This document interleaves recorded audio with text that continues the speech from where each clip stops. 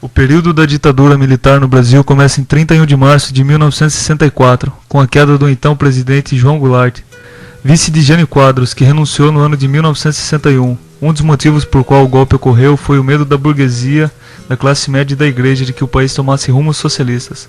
Os mesmos pediam intervenção militar. O primeiro presidente após o golpe foi Humberto de Alencar Castelo Branco, e logo em seguida começaram os atos institucionais, como decretos que eram validados sem que para isso houvesse uma aprovação de um órgão legislativo. Ou seja, o presidente determinava a validação de uma lei que não era discutida por deputados e senadores, que pudesse vetá-la ou reformá-la. Sob tal aspecto, os atos institucionais eram a mais concreta confirmação de que o Poder Executivo Central alargava suas capacidades. Assim então começou a repressão e a censura, a extinção de partidos políticos, o exílio de pessoas que eram contra as ideias do regime. Muitos dos presos políticos eram torturados, mortos e alguns desapareciam. Com as medidas dos atos institucionais ocorrendo, os direitos humanos foram diminuindo e o descontentamento da população com o governo foi aumentando.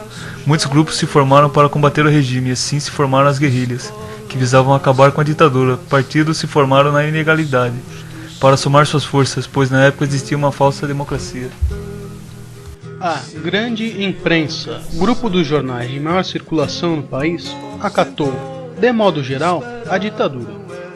Desse modo, a postura jornalística crítica ficou a cargo de algumas publicações de menor circulação.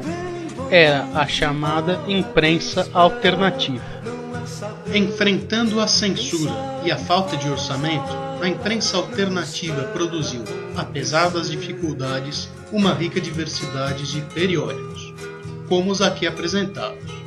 Entre os representantes da imprensa alternativa, o periódico que obteve maior sucesso foi o Pasquim.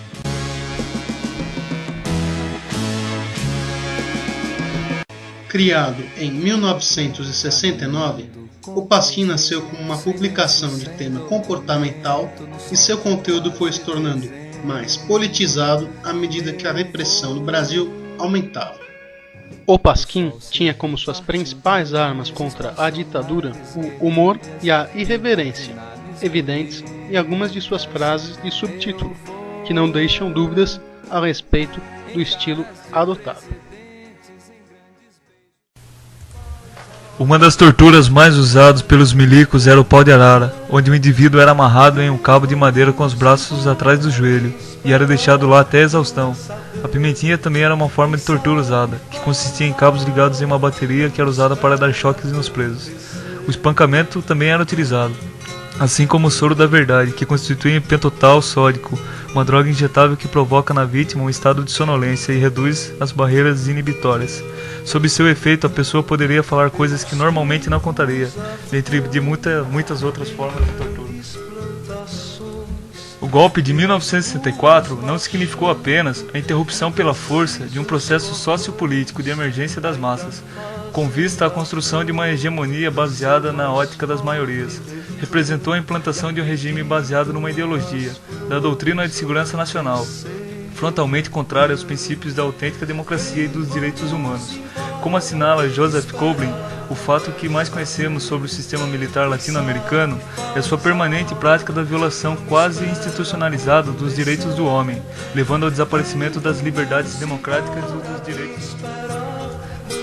Um outro dado fundamental a ser assinalado nesse período é o de que a luta pelos direitos humanos integra cada vez mais esforços voltados para a redemocratização, como objetivo maior, contra o domínio do Estado sobre o cidadão e também contra o efeito de um modelo econômico que, embora traduzindo-se em crescimento, em determinado momento, como na fase do chamado Milagre Brasileiro de 1969 a 1973, representou efetivamente um empobrecimento ainda maior das classes excluídas.